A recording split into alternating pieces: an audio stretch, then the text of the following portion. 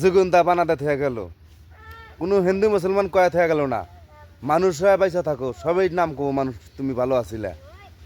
হিন্দু কইছেন ওনা ভালো, আর মুসলিম কইছেন ওনা ভালো, যে ভালো তাক ভালোই কবো।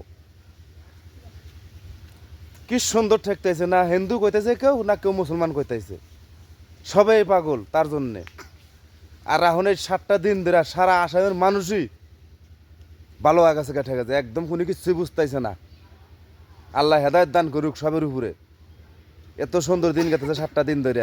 আর জুগিল দেখি মানুষটা কি খারাপ ছিল, আসলেই ভালো, এই জন্য সবাই ভালো কয়। আর হিন্দু ঠিক। মুসলমান সবাই এরকম করে যদি আমরা থাকি সবাই। তাহলে কোনো কেঁচা লব কি? জাত পাত তুলে নিয়ে যদি মুসলমান হিন্দু মুসলমান হিন্দু মুসলমান হিন্দু মুসলমান হিন্দু, এরম সমাজ আর কি ভালো লাগে কনসার্টে?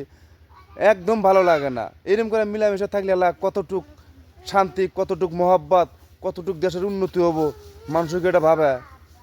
হ্যাঁ, সবে মিলে দিলে থাকা লাগবো।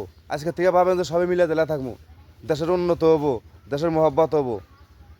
অনুরোধ সবের ঠানি, কেউ হিন্দু মুসলমান করেন না এই রাজনীতি নিয়ে।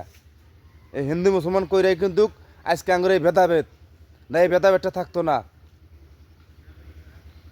এক আল্লাহর সৃষ্টি সবাই, কাকু আর অন্যজনের সৃষ্টি করে নাই, সবাই এক আল্লাহ সৃষ্টি করছে।